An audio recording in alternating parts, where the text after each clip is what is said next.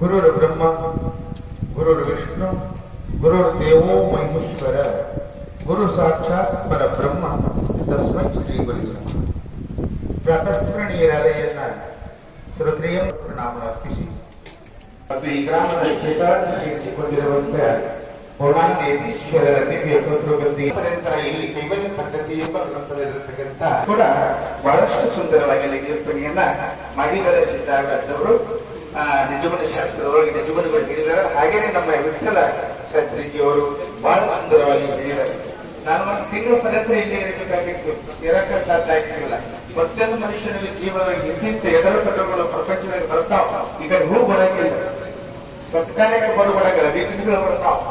सत्कार गया तोड़ी रही तोड़ी भी अब जाए कई नाच सुनना है ताकि दूध न पाए समय ಮಾಡದ ಈಗ 60-70 ಕಳೆದಾವ ನಾನು. ಆದ್ರೆ ಇಲ್ಲಿ ತನಕ ಚಲೋ ಅನಿಸಿಕೊಂಡು ಮುಂದೆ ಒಂದು ಕ್ಷಣದೊಳಗೆ ಬರ್ತಾ ತಪ್ಪು ಮಾಡಿದ್ರೆ ಮತ್ತೆ ಎಲ್ಲ ಬರ್ತಾ. ಇದು ಎಲ್ಲ ಯಾಕೆ ಮಾಡ್ತಾ ಇದ್ದಾರೆ ಸಂತರ ಶ್ರೇಣರು ಕುಡಿಯುವುದು ಯಾಕಂತ ಕೇಳಿದ್ರೆ ಈ ತರ ಒಂದು ಮಾತು ಹೇಳ್ಯಾರ ಕೃಷ್ಣ ಅರ್ಜುನಿಗೆ.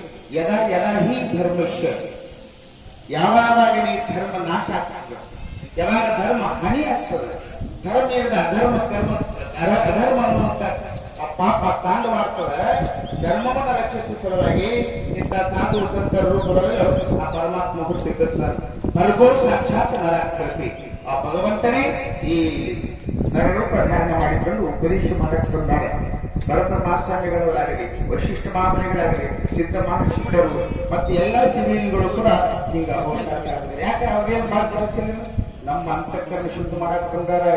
ಕಾಮ ಕ್ರೋಧ ಲೋಭ ಮೋಹ ಮದ ಮತ್ಸರ ಆರುಗಳ ಅರಿಗಮ್ಮ ಆರುಗಳ ತಿಳಿದಿ ಸಿಟ್ಟಿಗೆ ಬರಿಬ್ಯಾಡ್ರಿ, ಸಿಟ್ಟಿನಕಾಯ ಬುದ್ಧಿ ಕಟ್ಕೊಂಡು ಸಾಯಬಾರ್ರಿ. ಒಂದಿಷ್ಟು ಶಿವ ನೋಡ್ರಿ, ಓಂ ನಮ ಶಿವಾಯ ಅಂದ್ರಿ, ಭಗವಂತ ನಾಮಸ್ಮರಣ ಮಾಡ್ರಿ, ಅಂತಃಕರಣ ಶುದ್ಧ ಆಗ್ತದ. ಅಂತಃಕರಣ ಶುದ್ಧ ಆದಾಗ ಆನಂದ ತಾನೇ ಬರ್ತದ. ಅದೇ ಸುಖ. ಸುಖದೊಳಗೆ 2 ಪ್ರಕಾರವ, ಒಳ ಸುಖ ಹೊರ ಸುಖ ಅಂತ ಒಂದು ಮಾವಿನ ಹಣ್ಣದ, ಒಂದು ಖರ್ಜೂರ ಹಣ್ಣದ. ಆ ಖರ್ಜೂರ ಹಣ್ಣು ತೆಗೆದುಕೊಂಡೆ ಮಾಗಿನ ಸುಖ ಅನುಭವಿಸ್ತೀವಿ, ಹೊರಗಿನ ಬೀಜ ಹೊರ ಹೋಗಿತೀವಿ. ನಡುವಿನ ಸುಖ ಹ್ಯಾಂಗದ ಅಂತ ಕೇಳಿದ್ರೆ ಮಾಗಿನ ಹಣ್ಣ ಅದು ಇಟ್ಕಡೆ ನಡಬರ್ಕಿರ್ತಕ್ಕಂಥ ಸಿಹಿ ತಿಂದಾಗ ನೀರು ತುಟ್ಟ ಕೊಟ್ಟಾಗ ಹೊರ ಹೋಗಿಬಿಡ್ತೀವಿ, ಅದರಾಗ ಸುಖ ಕ್ಷಣಿತದ. ಒಳ ಸುಖ ಬಾಳೆಹಣ್ಣ ತಿಂತೀವಿ, ಮ್ಯಾಲಿನ ಸಿಗ್ತೀವಿ, ಹೊರ ಹೋಗ್ತೀವಿ, ಅದು ಒಳಗಿನ ಸುಖ. ಸಂಸಾರದ ಸುಖನೇ ಹಿಂಗದವ. ಸಂಸಾರದ ಸುಖ, ಒಳ ಸುಖ, ಹೊರ ಸುಖ, ನಡು ಸುಖ ಇದ್ದಾಗ ಯಾವಾಗ ಶ್ರೋತ್ರಿಯಂ ಬ್ರಹ್ಮನಿಷ್ಠ ಸದ್ಗುರು ಭರತ ಮಹಾಸ್ವಾಮಿಗಳಾಗಲಿ ಸಂತ ಶರಣರ ಪಾದಕ್ಕೆ ಹೋಗಿ ನಮಸ್ಕಾರ ಮಾಡಿದಾಗ ಆಶೀರ್ವಾದ ರೂಪದಾಗ ನೀವು ಒಂದು ಕೆಲಸಕ್ಕೆ ಹರಳಪಟ್ಟು ಜ್ಞಾನ ಒಂದು ಗ್ಲಾಸ್ ನೀರು ಕುಡಿದಿ, ತೀರ್ಥ ಕುಡಿದಿ, ಅದು ಪರಮಾನಂದ ಪ್ರಾಪ್ತಿ ಆಗ್ತದೆ. ಅತ್ಯಂತ ದುಃಖ ನಿವೃತ್ತಿ ಪರಮಾನಂದ ಪ್ರಾಪ್ತಿ ನಮ್ಮ ಸೇವೆಯಾಗಿದೆ. ಸದ್ಗುರುವಿನ ಕಿರಣ ಮಾತ್ರ ಹೇಳ್ತಾ ಒಂದೆರಡು ಮಾತುಗಳನ್ನ ಗುರುವಿನ